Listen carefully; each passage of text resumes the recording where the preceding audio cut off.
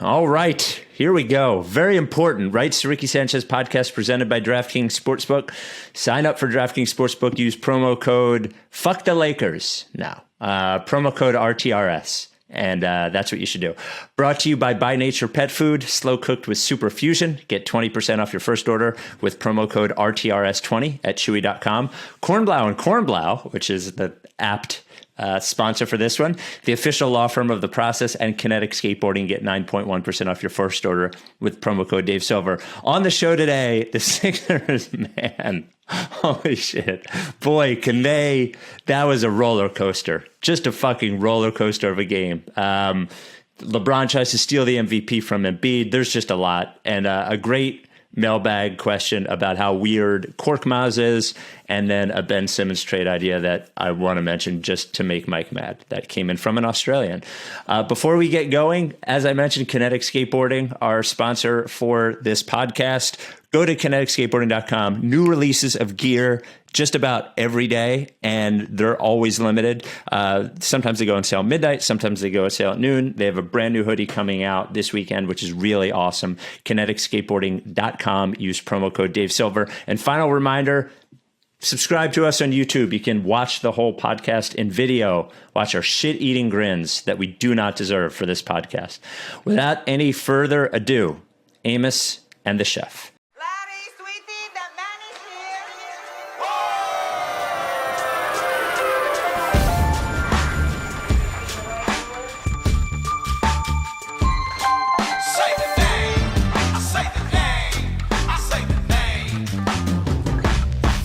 We were right, y'all. We were right. Even when it went wrong, we were right. We was right, y'all. We were right. So say the name. Say the name. We were right, y'all. We were right. Even when it went wrong, we were right. We were right, y'all. We were right. So say the name. Say the name. Say the name.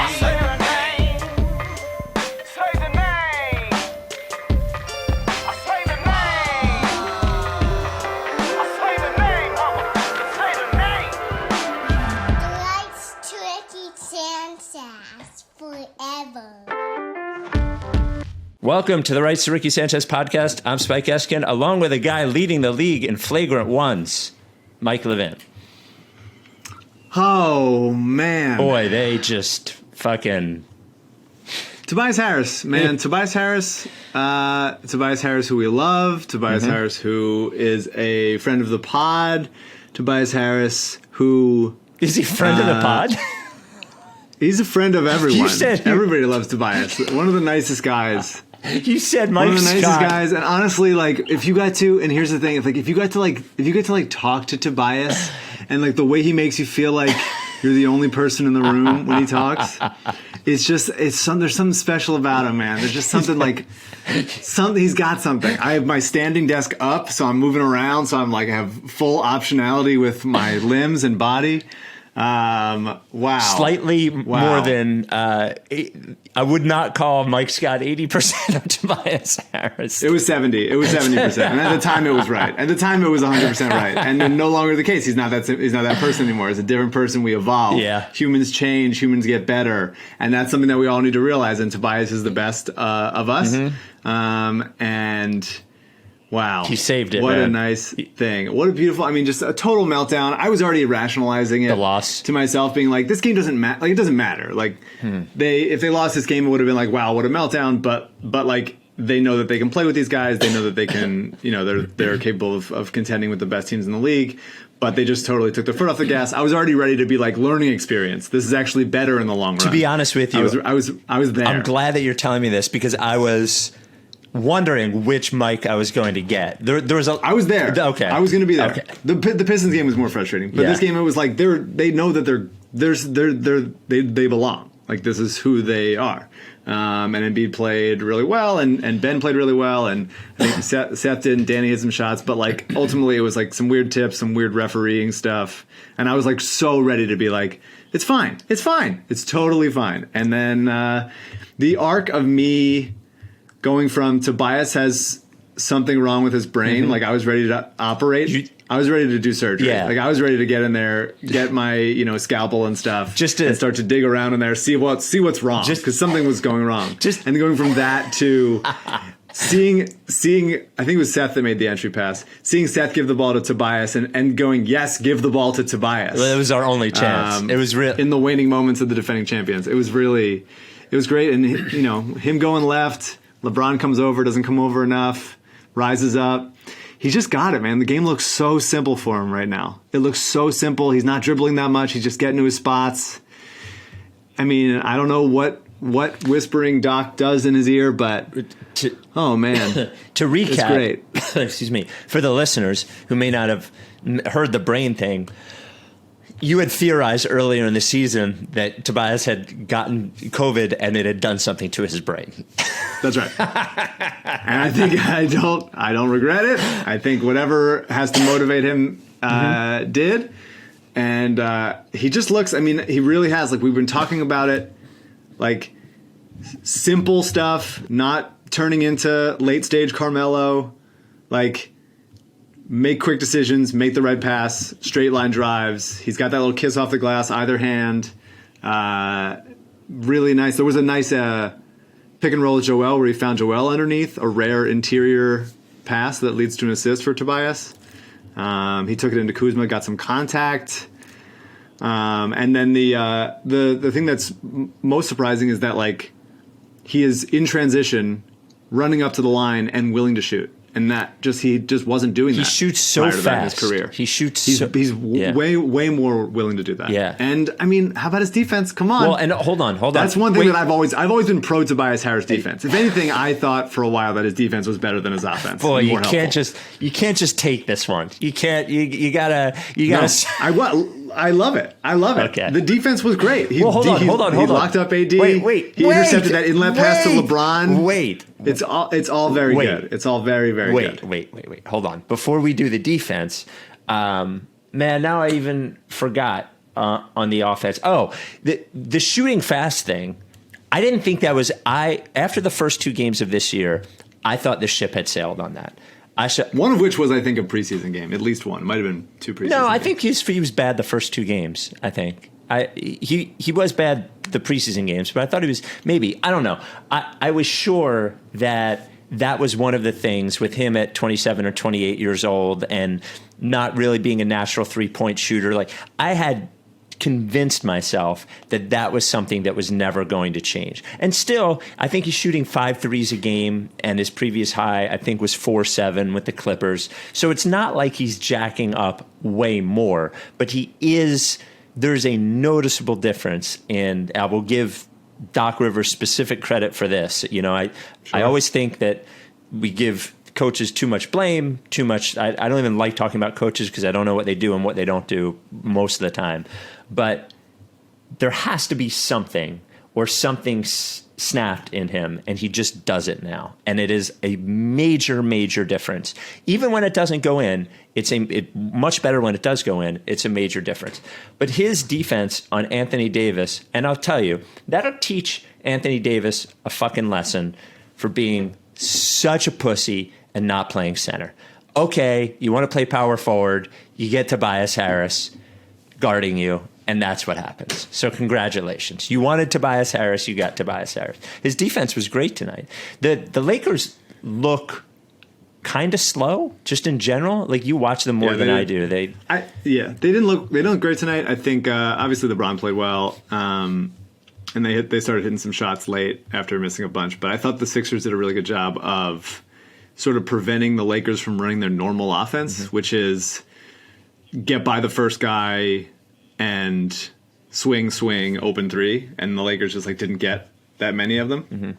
And it helped that they missed their foul shots and everything. It was just really they just played well. It felt like there were a couple like brain farts, mixing up coverage on guys and losing guys on either off a double or off pick and roll or off screens.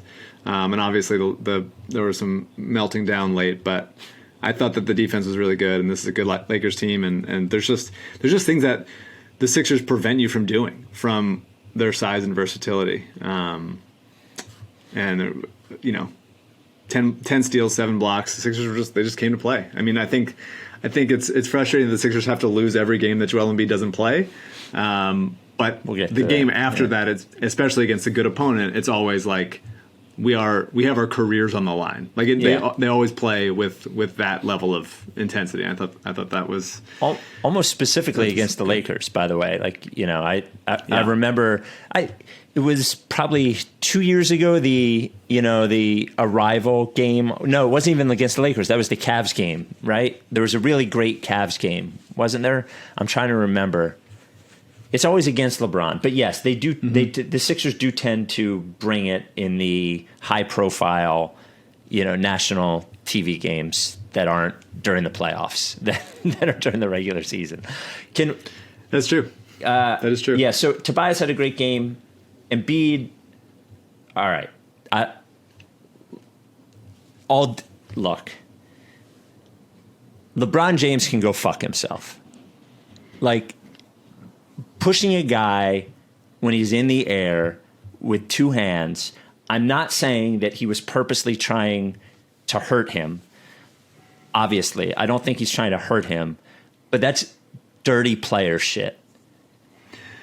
I mean, I disagree. It is because I play physical, and so I'm very like. But I think almost every flagrant foul should like almost never be a flagrant foul. I get like the circumstances of this one.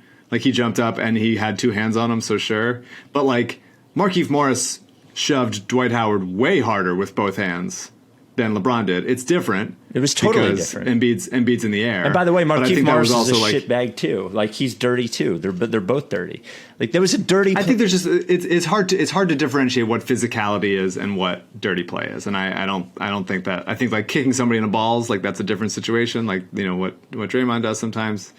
And like Grayson Allen and shit. But I think if you want to call a flagrant on that, fine.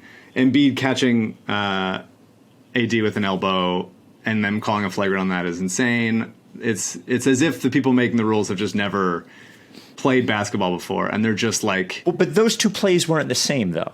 I know, I agree. I don't mind them calling it. I'm fine with it calling a flagrant foul on LeBron. I don't think it's any like passing judgment on his character and stuff.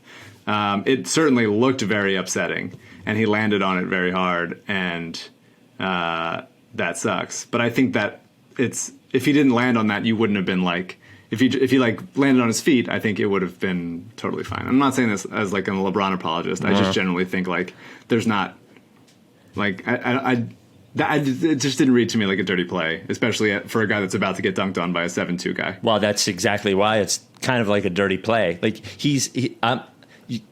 obviously, I'm not trying to talk you into the fact that it was a dirty play. That's not what I'm saying. I'm saying for me, that was a dirty play. It was at the very, very, very, very least a careless play with LeBron there. Like, there was nothing about that was physical. Like, the guy was in the air. And just because, like, look, bro, eventually your athleticism and your physics, it's all going to slow down, and it's all slowing down. And I know you want to win another championship so you can think that you're as good as Jordan, even though you're not. And I know that like you're probably doing HGH, and I know that you probably want another MVP. And I know that the guy that should win the MVP is in the air right in front of you. But while the guy's in the air, you can't push him with 2 hands. It was I like that you're saying you like he's listening to I'm the just podcast. saying. Well, Like, let me check in with Spike and see what Spike thinks about it. I'm not saying it to you. I'm saying it to him. That is a dirty play. It was bullshit. And I'm going to proclaim this. I give way more of a fuck about the Lakers now than I do the Celtics or really any team in the Eastern Conference. Like, I hate them the most now. Like, that was a shitty play. And he's slow now. LeBron, he's very good, very, very good. Can't keep up, so he's dirty. He's like Chris Paul. Can't keep up, so he's dirty. So that's my statement on that play. That was a dirty play. It was a dirty play. I know people think that. I just disagree. I think moving on. I think Embiid played excellent, especially early. Can we just say about that play, him landing the way that he landed? Yeah, very scary. I mean, I didn't think he was going to get up. as somebody who has back problems, for anybody landing that way, but like that shoots right up your back, like that. And the fact that I'm sort of conflicted about him staying in the game. I know. Would have loved a little break. Give me just check, go to the sideline and check on it type of thing. But he doesn't like that, man. Well, and it made me wonder. It obviously hurt. It made me wonder if he was selling it a little bit, while he was on the ground, which I'm sure some of it was. But regardless, he's going to. I would not be surprised if he doesn't play the next game. Like, that's going to be sore as shit. Yeah, for sure. And we got lucky, and I hope they do an MRI on it, and I hope everything's fine. But that was an ugly fucking fall. Like, that was loud and ugly. So I'm glad he played well, and he didn't. I mean, he wasn't quite as impactful the rest of the game after that, but he didn't look like crazy slow. He still hit that three. He still. I thought passed pretty well. He finally executed an interior pass to Ben after trying it a bunch, because Ben out of that dunker spot is going to be open when they're doubling Embiid and scrambling to find shooters. And I thought that finally it was a nice one.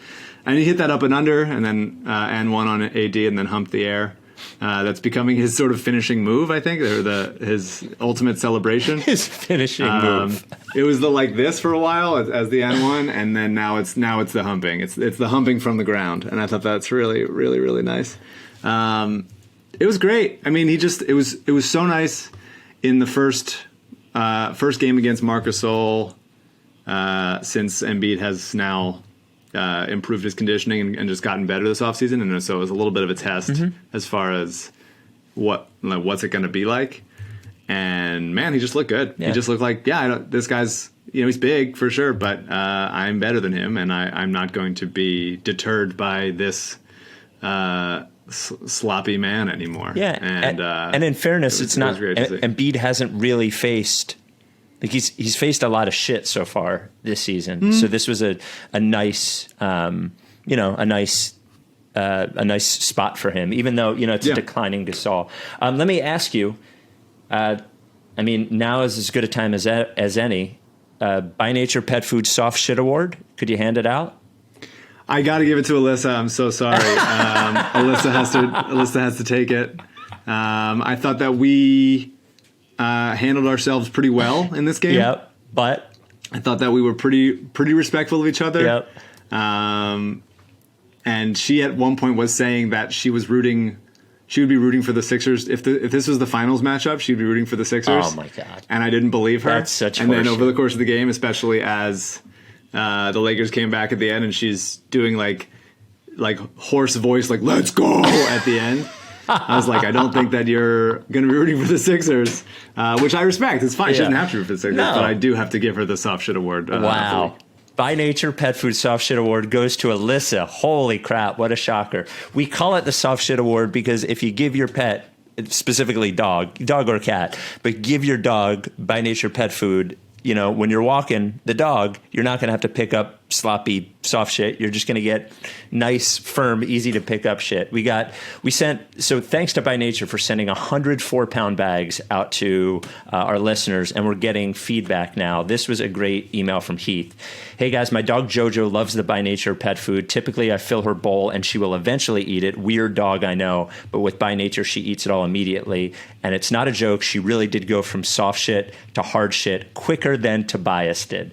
Thanks for the recommendation. Should have switched her over sooner. I set up a monthly auto ship plan for the 11-pound bag.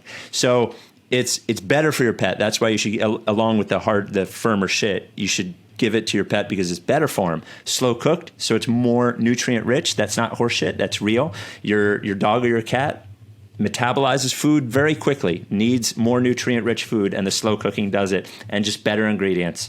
Better ingredients for immune system support, for skin and coat support, for heart and brain health, for heart and brain, for their hip and joint health.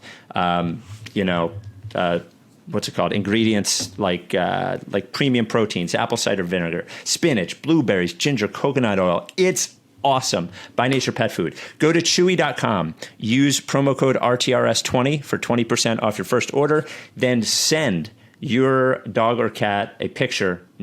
Send a picture of your dog or cat to us, and we'll put them in the good boy or good girl club.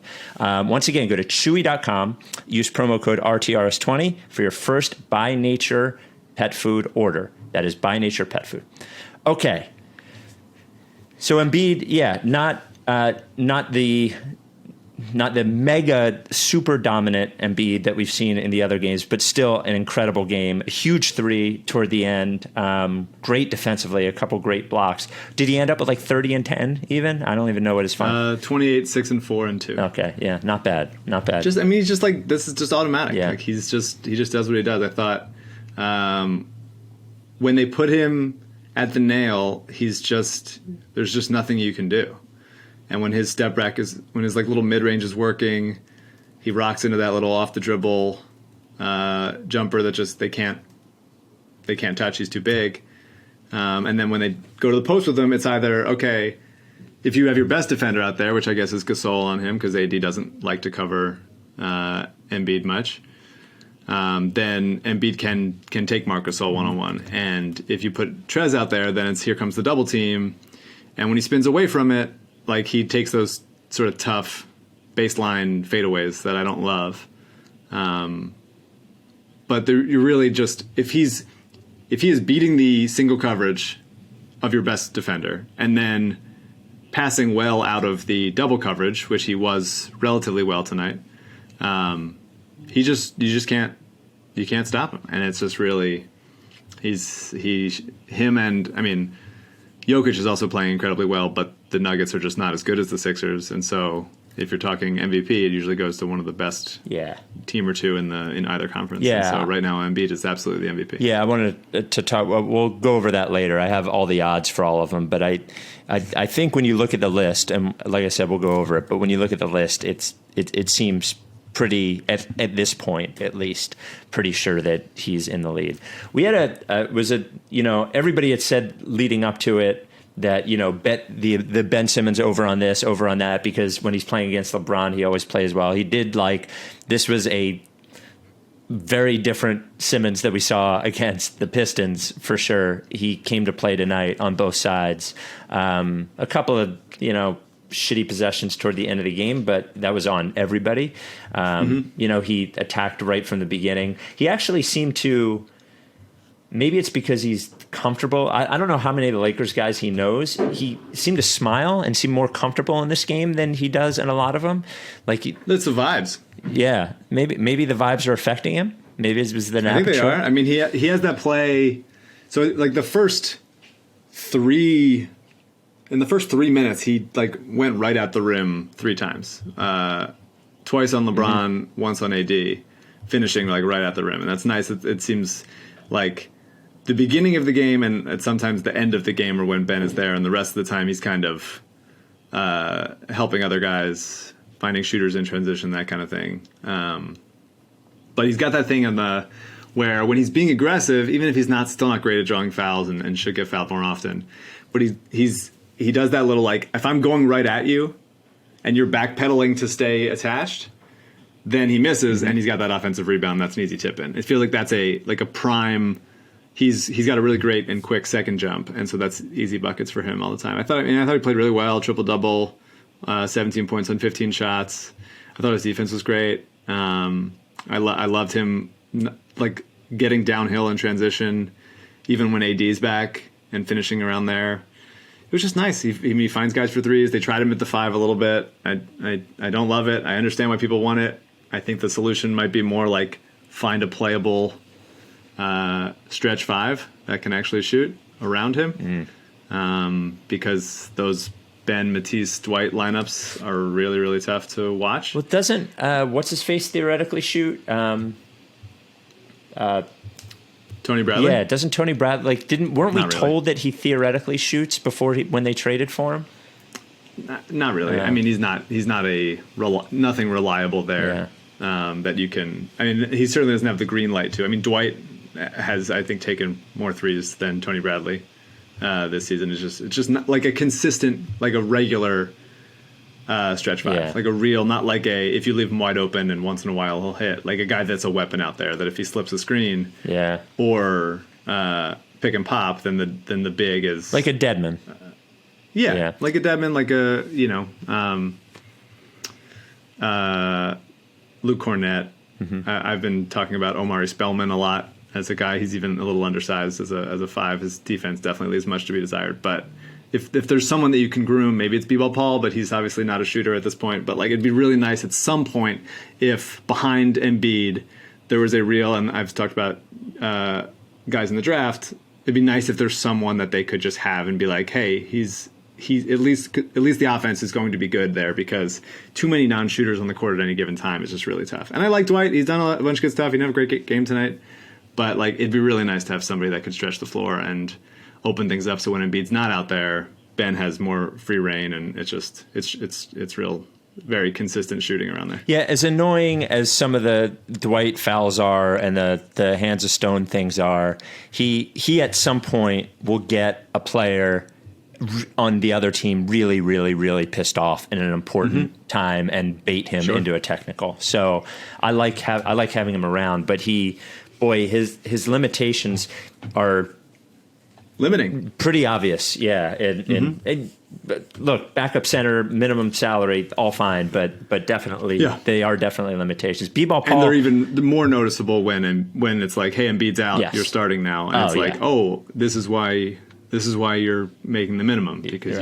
you can't do much else than that. And B-Ball Paul, hell of a game for your guy Danny Green. Real quick, B-Ball Paul going to the G League thing in Florida, so he'll be gone for a month or two. We should send. Adam. Maybe we can send Sixers Adam down to cover the G League bubble. Maybe they'd let him do that. I really want to. I know. Can I check? Yeah, whatever. Yeah. Well, he's got college. He can do Zoom college, whatever. Yeah. Yeah. Yes. He might even be doing Zoom college anyway. Yeah. Yeah. I'm gonna check. I'll check. A nice Danny Green game. When he hits a pull-up 3 in transition, the best. It means it's our night. Like it is such a prayer.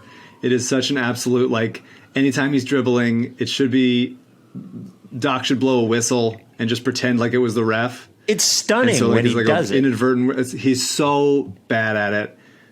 He's hit a few of them this year. Yes. Not really. In the 50-minute game, maybe. But like, there's so many possessions that end in a Danny Green as the shot clock expires, and it makes me nauseous. Well, that's different than the pull-up, necessarily his fault, but it just shows his limitations so much. God bless Danny Green. Defensively, got blown by Schroeder like 400 times, but I thought he showed great hands a lot of the time. There's one play on offense that I really liked. It was when they were running the Benjo pick and roll. The entire Lakers team was basically just like staring at them. And Danny saw that no one was looking, and so he sort of like winded his way to the opposite corner and had a wide open 3. And I thought that he just has good awareness in that sense, and then occasionally falls asleep sometimes when he's trying to communicate on defense. But and he did to his credit, and maybe like not to his credit, because him doing this sometimes allows him to do it other times, and thinking he can do it all the time. But he did finish in transition off a Simmons pass where he like had AD contesting his layup, and he still finished. And that's like, okay, that's nice, but for every one of those, there's 14, loogies and turnovers and stuff. But I guess I appreciate him trying to live life to the fullest. Yeah, look, so good for Danny. I would like to look. I'm pro Danny Green. I want this to be a pro Danny Green podcast. He's out there competing. He's always in the right spot. Like, the reason that so many shot clocks end with Danny Green shooting a 3 is because he's in the right spot. He's got to be shooting 37, 38% from 3. He's hit his shots. He's got such a big pile of shit in his pants, obviously, and it is really preventing him from moving. I love Danny Green. I thought tonight, by the way, we were getting the game winner. I really thought we were getting I'm glad we got it from Tobias, but I thought we were getting the first of 3 game winners from Danny Green. Insane that you think he was getting game winners. I'd be surprised if he even gets 1 game-winning shot attempt. Well, I would not. And you went with 3 game winners, and it's bold. I would give it a 10. I would retroactively go back to you and said if that happens, give him a 10. But I can't give it to you at this point. So can we moving on to who do you want to talk about now? I was going to talk about Maxey real quick. Sure. Because he didn't play in the first half, I don't think. But he had, as we could tell from the Detroit game, and literally every minute of every game that Joel Embiid hasn't played over the last 4 years. The Sixers, like all we do when when the Sixers are playing a good team and Joel Embiid goes off the court is just hang on, just cross your fingers and hang on. And I thought he hit a few really big buckets for them that they needed, in the second half, especially after not playing the first half. He and Milton have had not great the last few games. I think with Seth Curry back, there's less opportunity for them to play. But I thought it was a great case of him staying ready, and I thought Maxey, and I think he's good. I haven't been quite as hot on him as everybody else, but I thought he hit he probably hit 3 really big shots tonight. I don't know. I thought he was good. He had 2. 2. There you go. They brought him in because Dennis Schroeder kept blowing by Danny Green. And a couple other players at times, Tobias once or twice. And so he comes out, and I think to my eye, it was like that didn't happen again over the 6 minutes that Tyrese played. But he had that floater over LeBron, which has to be a trip for a rookie to hitting shots over LeBron, who's been playing basketball since basically you were born. And that very impressive full speed scoop floater with Kuzma draped all over him. He's exciting. I know that there's going to be bumps in the road and stuff, and he's still young, but and he's definitely not like an efficient player at this point. But as far as like providing juice and just getting out there, and he always gets his hands on balls and on the defensive end and rebounds and stuff. I love Maxey, man. I think it's really exciting, and hopefully that he'll be I think there's a lot of variance as to how good he could be. It's like he could just be a backup point guard for a while if the shot never comes together, kind of thing. He's not that big. But there's excitement there, and I think it's deserved. I don't think people are crazy to think like in a year or two he could be their like regular starting point guard if he keeps improving. Who's next? Tough game for Seth. Yeah, just couldn't find a rhythm really. It's important to remember, and I guess this was with JJ also. Like just him being out there is good. Like him being out there and defenses having to scramble for him matter because it's opening space, it's preventing double teams, all that stuff. And he had the nice little hesitation to get by Caruso and hit that little floater off the glass going right. He always has that. But yeah, it took him a long time to get those shots off, which we sort of noted earlier in the season, and then he got hot and it didn't feel like it mattered as much. But when he's not hitting everything, it becomes like, man, he needs quite a bit of space to get that thing off because he is not that fast or tall. Yeah, well, there was a time right at the top of the key where he was coming around Embiid, and I had the flashbacks to the Redick dribble handoff, and I was like, oh, you can't shoot that there. You can't get that shot up. So. Well, because JJ jumps like 8 feet forward on those shots. Yep. So that guys can't come around him and block over the back, and Seth usually just kind of rises up. He has a little floater that JJ doesn't have, but from that deep, he doesn't have it. Anyone else? I could keep. I got notes on everybody. This was a big game. I had to come prepared. Okay. I had to fend Alyssa off from any sort of funny business. Well, she's to distract me. She's currently cleaning off a place on the mantle for her first ever soft shit award. Yeah, she's very excited about that. Yeah. I'm sure she's gonna be super jazzed to hear. So Shake is interesting. He has not been hitting threes well. I think he's under 30% on threes right now. He's right around 30. Yeah, which is pretty surprising because it still feels automatic that it's going to go in. But he's still so good. I mean, he's just still really, really good. In that little mid-range, around the rim a couple times. I would like him to dunk more. I would like him to. There's a couple times when he, Anthony Davis is obviously an excellent, versatile defender, and he's like, he got around him, and it's like, you got to make him pay for that. And he's tried to do that little just like finger roll off the glass. And it's like when there's this, as heated a contest as AD is giving, like it's just going to make you miss it. And just like, I would love to see him use that length to occasionally, not always, he's not going to do this all the time. He's not an above the rim player, but like once in a while when he needs to, I think he's got to be able to like throw that down. But those floaters, even with guys like draped on him, is so impressive when he's going like in that, either from the edge of the paint. He's really got that just nicely there. With his length, he can get it off, and it's just really, really impressive. I do still need him in the game more at the ends of games because he is not a liability on either end of the court, and his size and length and just like patience I think is a value that I would like, but hopefully he keeps earning that trust and starts hitting threes. Mike, if Joel were to decide that a personal injury lawsuit was the way to go after he was, I think in some states what happened to him is physical assault. He was defenseless. He was in the air. He was pushed with two hands. If he does, Kornblau and Kornblau is where he has to go to sue LeBron. We got a great email about Kornblau and Kornblau. Hi, I kept hearing great reviews on the pod regarding Kornblau and Kornblau. They didn't disappoint. I just had a dispute with my landlord in New York, and I remembered your ads for Kornblau, and I gave him a call. Happy ending. The landlord folded right away, and it all worked out. I tried to pay them or donate to a charity, but Adam wouldn't accept it. Thanks again. That's our dude. That's not even personal injury, bro. That's somebody having a problem with some dickhead landlord in New York, and Kornblau helped out. 40 years, Kornblau and Kornblau has been the #1 boutique personal injury law firm in the Delaware Valley. Still kicking today with his mom, running the law firm with all other Kornblaus and some other people there, specializing in medical malpractice, handling all sorts of personal injury, injured at work.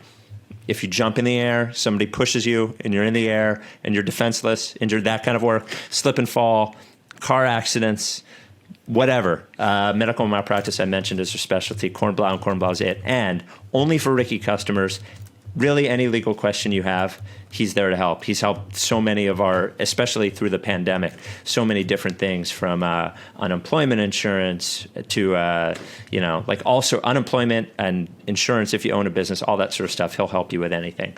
Doesn't cost you anything until he gets results for you. Give him a call or shoot him an email. 215-576-7200. Ask for Adam or email kornblau@kornblauandkornblau.com. Kornblau spelled Kornblau. Spelled it all because we won tonight. Kornblau and Kornblau, official law firm of the process. And I just want to add last thing. Mm-hmm. Nice game from Korkmaz. Yes. Nice game offensively. He's always good for one or two like ill-advised shots, but I thought, a pull-up off the dribble with LeBron on him is pretty impressive for Korkmaz. Hit that shot at the baseline. Makes guys pay. That Korkmaz Simmons pick and roll, which is not even pick and roll. It's a pick and slip. It's a half pick, and he looks good doing it. I will say defensively, it felt like they were hunting him on switches a little bit. He sometimes holds his own, but he's really tough, pretty slow-footed. The feet. We haven't talked about his big feet in a while, but they're too big, and it makes him unable to keep up with guys. But he's not getting shoved around as much as he used to, and I appreciate that. But I thought a relatively nice Korkmaz game. I still do wonder how much in a playoff scenario he'll be able to play. But he was hitting shots, and if he's hitting shots, he's probably at least drawing even with him. My basketball analysis is not always awesome. There's some of my opinions people don't like, but I do notice the little things. And I was right about Korkmaz's feet being too big. I just want to put that out there. I don't always nail everything, but the feet being too big was definitely something. There you go. So, and then I would say it's the last thing. I thought Matisse played nice. I thought he did. It's a very Matisse game. He was 0 for 1 from the field. He had 1 point. He had no other stats except for 3 steals, and that is what he does. Like, we are accepting him for what he is. Give him a real offseason. Maybe he'll add something. Who knows? At this point, he makes it hard on guys. LeBron got him to bite a couple times and jumped on a couple jumpers, and smart players will use that against him. But he does usually contest more under control than you'd expect. He's not just flying at guys sort of with reckless abandon. He is, I think, relatively, he doesn't just leap. He sort of stays hovers above the ground. A little bit, honestly, Abreu-esque. He hovers a little above the ground so he doesn't have to jump into them too much. But LeBron is smart enough and uses his body really well so that he made him pay. But the other thing I was noticing is that Matisse always fouls. He almost always fouls on those. Maybe not on the when he comes behind and tries to block off the pick and roll. But when he's digging down on guys, refs respect him a lot, and which is rare, I think, for a rookie sophomore player. And he will when he uses his hands to try to like slap the ball away from somebody, and he'll get those steals. He gets so much wrist. He really does a lot. And I think refs are so impressed by him and sort of give him that respect as a young player, which is rare, that they just assume that he got it. And I think because he's proven he's capable of doing that, but I do think that he gets away with a lot of stuff. And it's nice to have a guy that kind of gets away with that stuff on the defensive end, because it makes teams have to account for him anymore, because now he doesn't only have to just get a perfect handle on the ball. He can just sort of get near it, and if it pops away, then they're going the other direction. Yeah, a lot of his fouls are like hand in the cookie jar kind of fouls, where he's going for a turnover and he just gets caught doing it. So it's funny when you mentioned the 1 point. Obviously I know how a basketball player gets 1 point, but it felt like a football team having 2 points. Mm-hmm. You know what I mean? Sure. It doesn't feel like the right number of points for an NBA player to have. For sure. But he was good. I mean, I thought he was fine. Yeah. And I think that there were few, like, no turnovers. Look, he's not hitting threes at any level right now. It is uncomfortable, and that will debilitate his game. But the defense is still very good, and he seemed to annoy LeBron is a little more comfortable. Like he got him and Blake Griffin getting into it on Monday night was fun. I think the offense, he is not spazzing around as much offensively. I think he's driving and kicking pretty well. He's not trying to do too much, but he seems more comfortable than I think you were giving him credit for earlier on. He obviously looks like he's on skates sometimes, but I think that you need to check yourself and see that Danny Green is doing crazy shit with the ball in his hands more often than Matisse is at this point. And but I think Danny that's Green something hits you need to threes. Internally recognize a little bit more. Danny Green hits threes. He does, of course. Yeah. I'm not saying he's not a better player. He is, but there's and maybe you just you forgive that because he does hit threes and Matisse right now doesn't. Yes. But I think that there's less cluelessness offensively. It's more just like I can't do anything. But he isn't hopeless. I guess I think there's a distinction there. Like he's not just it's not like he's running the ball handling route tree of like a Jordan Clarkson that's always just trying to like jump into people and stuff, but without any of the skills. He is, I think, playing within himself and making some things happen, passing, moving, that kind of thing. He just is unable to do some stuff, most stuff even on the offensive end. Whereas Danny can do some things, but also tries to do too much. That's the distinction I'm trying to make there. I think you need to check yourself and I never check myself. Your Lakers fan self, which is admittedly never check myself. It's impossible to do it. Your Lakers fan self is anti Danny Green, and my Danny Green, former Laker, what's championship that? Laker. Yeah, yes. My point on Matisse is that he seems like he's in Wonderland when he's playing. The last couple of games he has done it less, but yeah. I will say that I agree with you there. But usually he's throwing passes and dribbling and all these things that it just seems crazy to me that he's doing it, like that he thinks the game doesn't count or something. I don't know.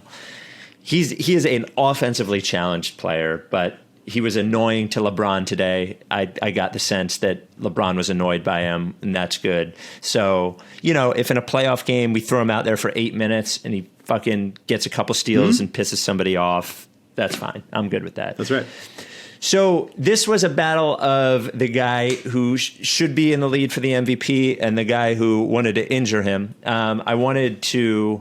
We said he's in the lead. I wanted to give the odds of the current top 8 MVP, people according to DraftKings. And I want you to sort of think about how likely you think that person will, with 3/4 of the season left, move themselves into, how likely that they win it. So currently the co-favorites at plus 500, and that's not even a big favorite. That's 1 out of 5 times. The co-favorites are Luka and LeBron. Right now, for me, it doesn't look like the Mavs are going to be good enough. Yeah. Right? You really have to be a top 3 top 2, sometimes top 3 seed in your conference to be able to claim an MVP. That's almost always the case. And LeBron, so I don't think right now Dallas is not quite going to get there. Long season, obviously, but I think LeBron's possible, especially if voters think, because so much of it is just narrative, and if voters think like this might be the last chance we have to give it to him, then I think that's certainly possible if they end in the first or second seed in the West, and he keeps up his current production. Although he's playing fewer minutes than ever, he's still playing obviously incredibly well. So I think I would say LeBron is far more likely than Luka at this point. Yeah, I don't think Luka's a good bet at plus 500. So right behind them, and I'm looking to see, I took down the odds before the game. I'm looking to see if they've changed at all. But right behind them at plus 550 is Embiid. And it really just feels like if he doesn't get hurt, he's going to be right there at the end of the year for the award. I mean, right there for it. Durant is at plus 600. You just can't. You just can't. I mean, you can't give the MVP to it unless they finish first by so much. You just can't give it to the best player on a team that also has James Harden and Kyrie Irving. If it was KD and Kyrie, sure, but you can't. There's James Harden on that team also. You can't. It does feel like there's a little narrative on the Nets on the Durant thing too, because it's the comeback and it is like quote unquote his team. And it's not like Kyrie is really considered in that class. And it does seem like so far that Harden is playing back. It also, Durant's been very good. And when you watch him, he looks like normal Durant. But his numbers aren't crazy or anything so far. So I don't think it's super likely it's Durant either. Jokic is at plus 700. Yeah. I feel like people would like to vote for Jokic. He's very good.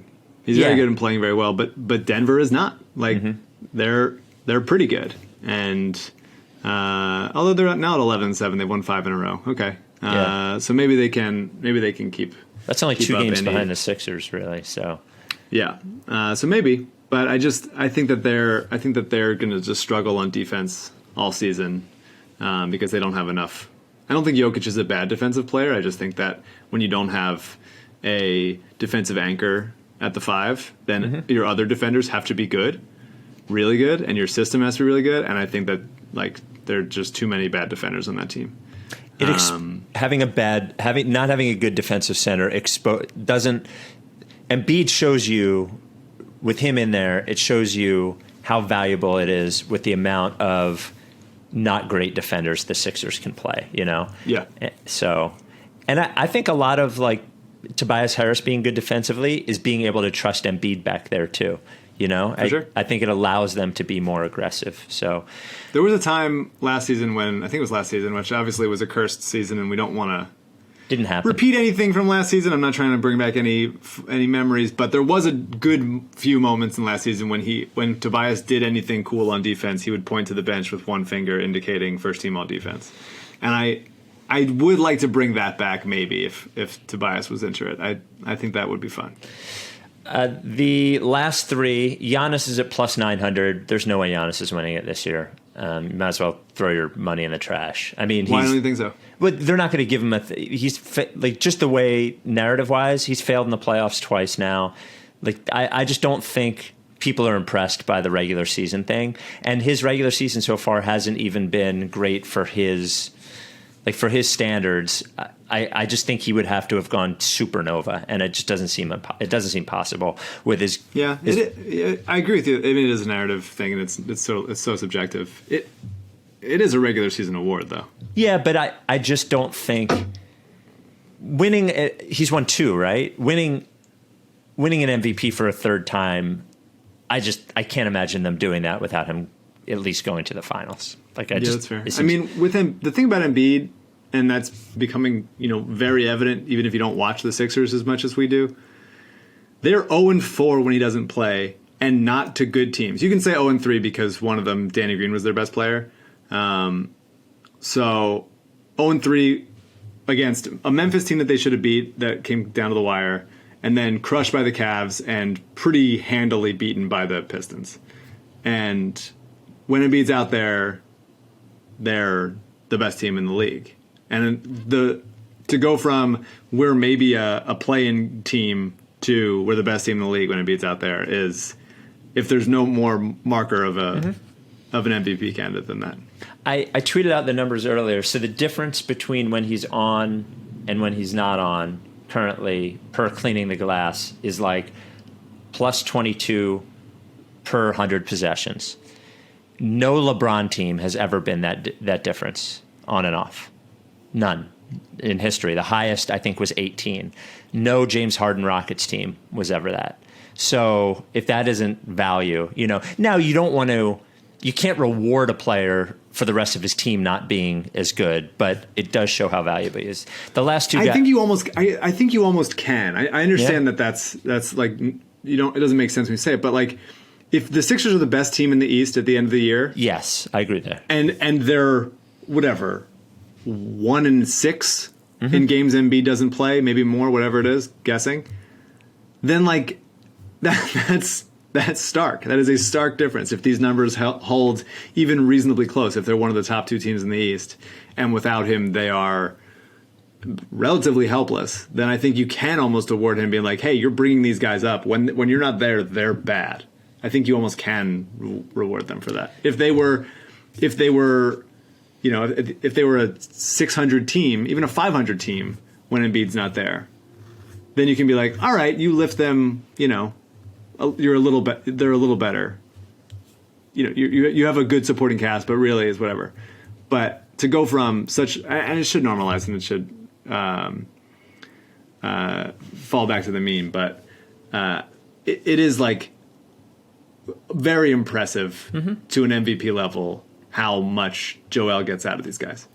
And then the last two, Steph Curry at plus 1,400, just doesn't seem like they'll be good enough. And Lillard, same deal at plus 2,500. It's been a normal Lillard season, but it doesn't seem like. I would right now not bet on anybody other than Embiid, Jokic, or LeBron. Yeah, I agree. And I don't think, and I put Jokic third because I don't think the Nuggets are gonna be able to separate themselves to be better than either of the LA teams. I think they could be better than the Clippers. Man, the Clippers are the most soulless team I think I've ever seen. It's the weirdest team. Weird team. I know I picked them for to win the title last year, but just they need a leader. I know it sounds corny, they just don't have one. DraftKings, those odds are per DraftKings. DraftKings also the leader in one-day fantasy sports, bringing back the golden ticket giveaway, big prizes, $55 million in total prizes. Anyone who joins DraftKings' free fourth quarter big game prop challenge gets a free instant prize with one winner takes home $1 million top prize.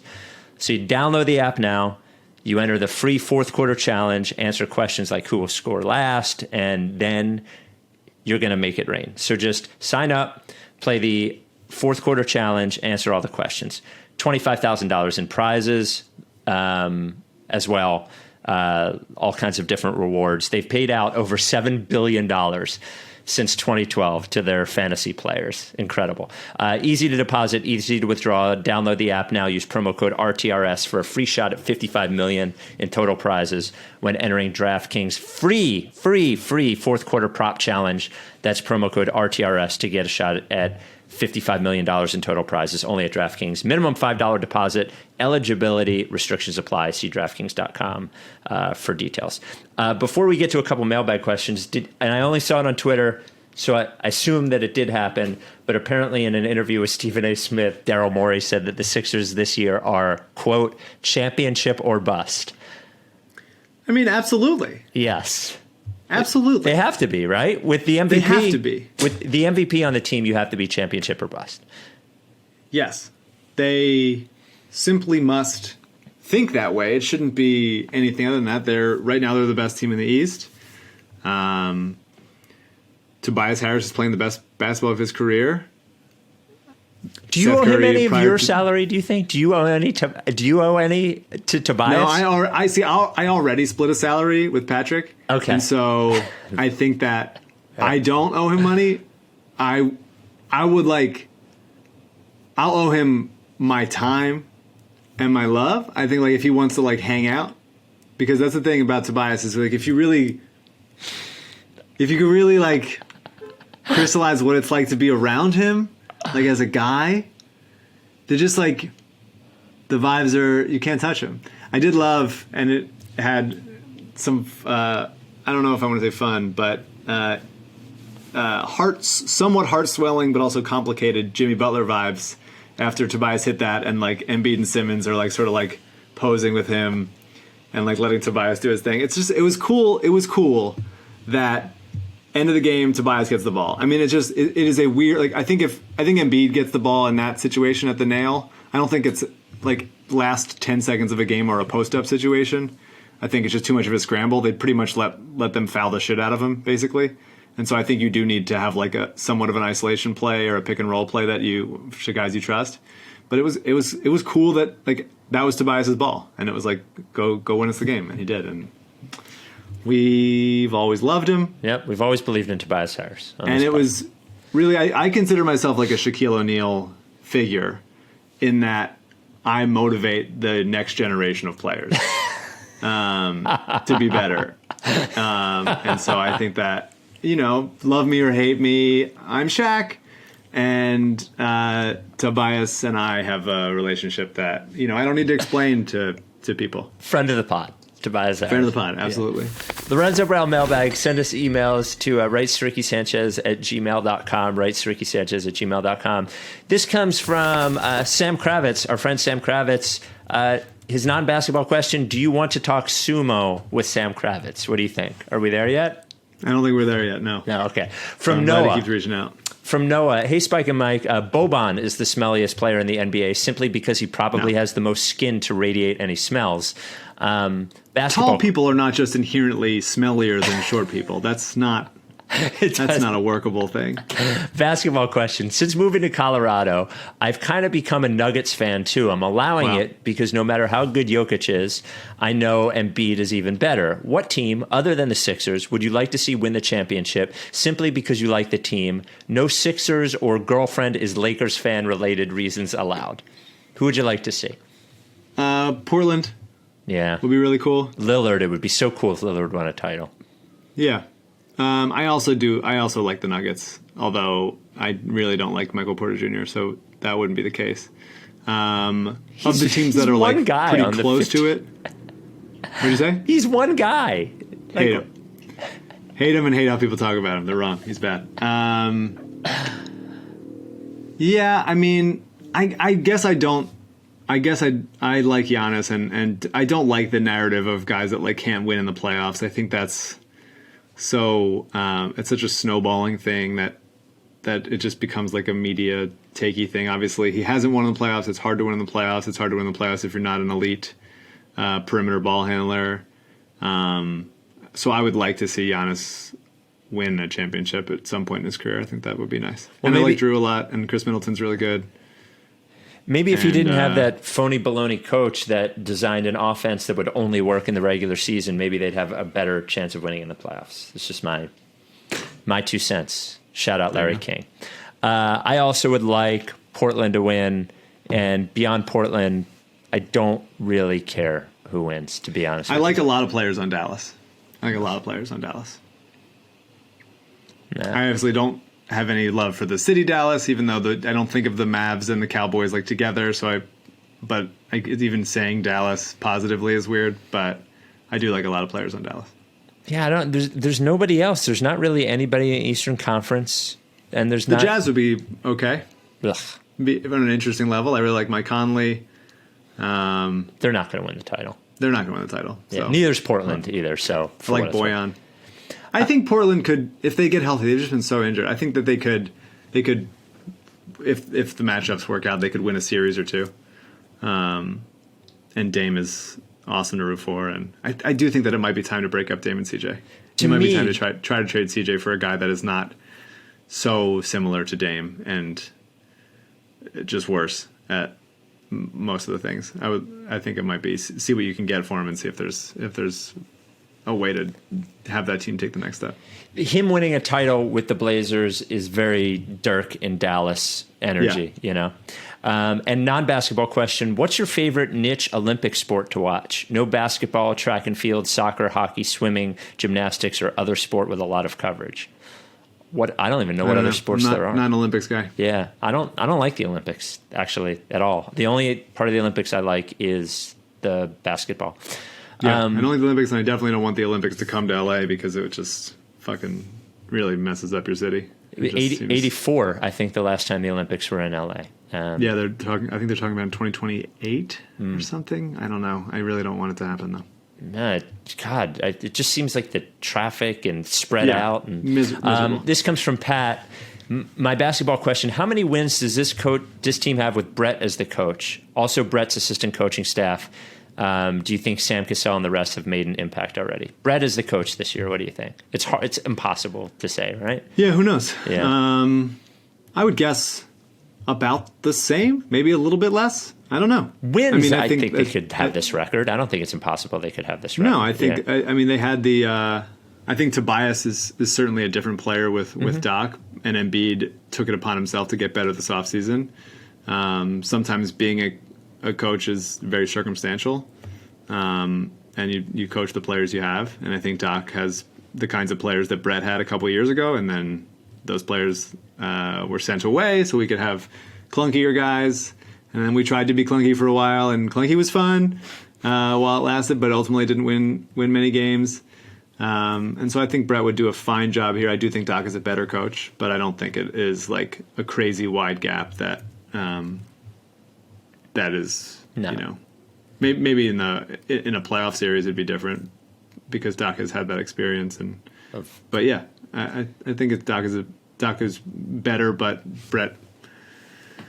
It would be nice if Brett had some more of these types of players. Could Brett blow a 3-1 lead as well as Doc? And non-basketball question, what is one piece of advice you'd give to a guy in his 20s just starting to become a full-grown adult? Skincare. Important, yep. And I guess I'm doing too, try to be mindful of how food makes you feel, because I'm bad at knowing my body. I feel very foreign from my body, but I'm trying to get better at it and knowing when, like, oh, garlic or whatever makes my chest hurt or something like that. Those kinds of things of like, oh, if I have soy, then I have some slight allergic reaction. Those types of things. And if I had done that earlier in my life, I might be in a better place. Yeah, I mean, that didn't happen until later in my life, too. I agree with skincare. It was a girlfriend I had long ago told me, she was like 4 or 5 years older than me. She used to put moisturizer on all the time.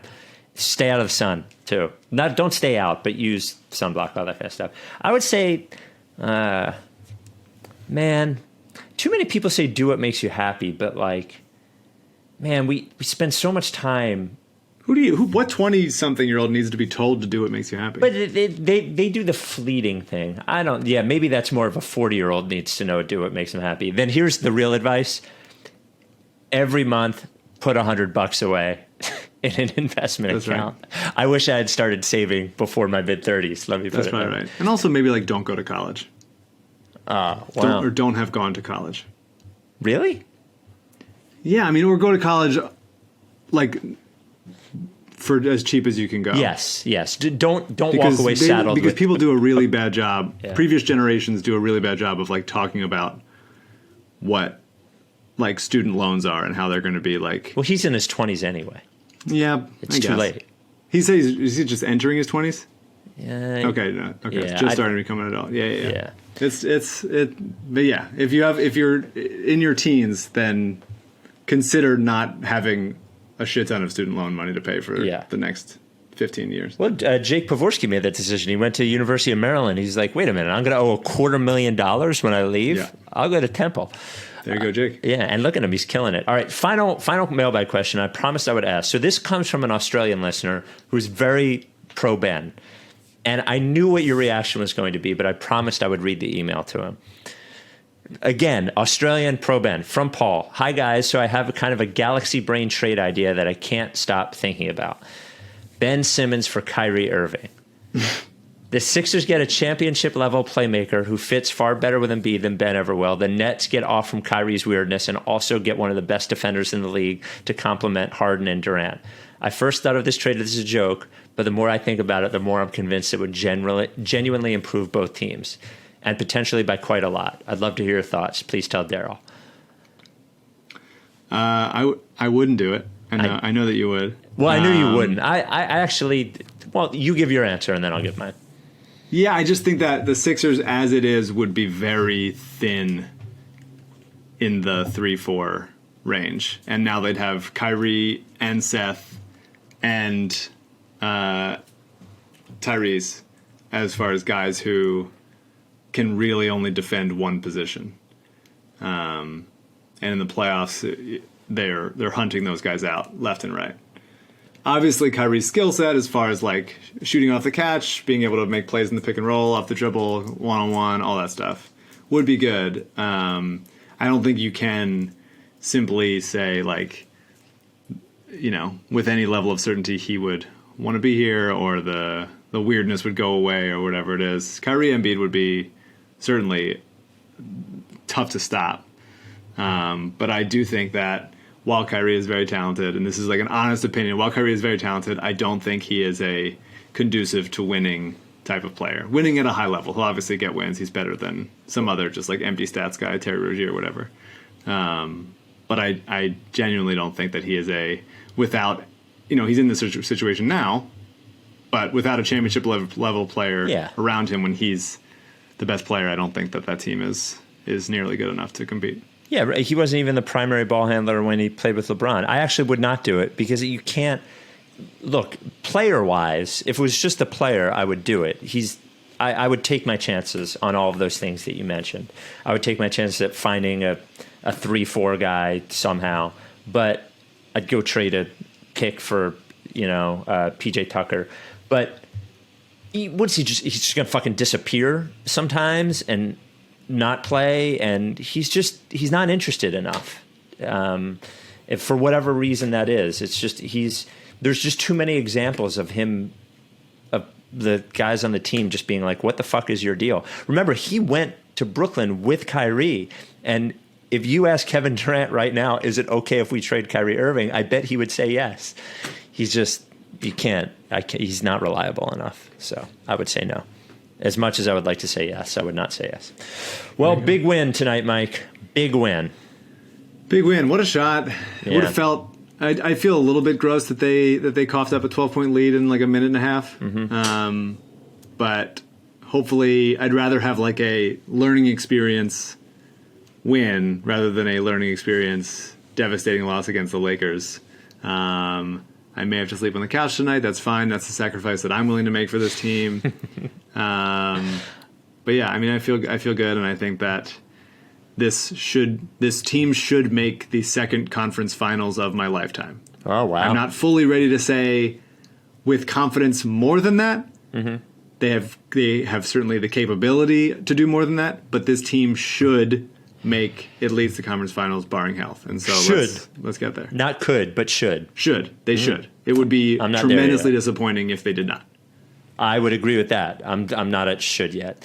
So we will talk to you Sunday evening, I guess, right? Yeah, because the Sixers have the Timberwolves on Friday. I would assume Embiid won't play. And then Sixers-Pacers, which should be a brawl on Sunday in Indiana. So, and before we go, wanted to send our love out to the official bowler of the Ricky, Bill O'Neill, who tested positive for COVID. He's doing fine. I talked to him tonight. He actually had a couple of funny married guy things to say about it, but he was on the tour and ready to. There was a big tournament he was about to participate in, and that he had qualified for, and he had to come off of it. But after a couple of like a day and a half or 2 days of fever and chills and stuff, he's doing all right now. So we want to send Bill our love as he quarantines. His family's good too. Family's all negative. So we love you, Bill. Well, good luck to Bill getting better, and obviously there's been a death in the NBA family. Sekou Smith, former beat writer for a couple teams and NBA.com writer and analyst, and people, I never met him, but people are saying a lot of great things. He obviously died from COVID, and it's just everybody be safe out there and try to get through this last however many months it's going to be. Yep. Yeah, I had never met him, but like I only heard like nice. I never heard. Usually, one of those guys, you would have heard a bad word at some point, especially the national guys, and no one ever said anything bad about him. So, okay, we will talk to you on Sunday. Are you down with TTP? Yeah. You know, like this. If you don't fuck with me, then I won't fuck with you. If you don't fuck with me, Then I won't fuck with you. but if you fuck with me, I'm gonna fucking kill you! Time for plan B.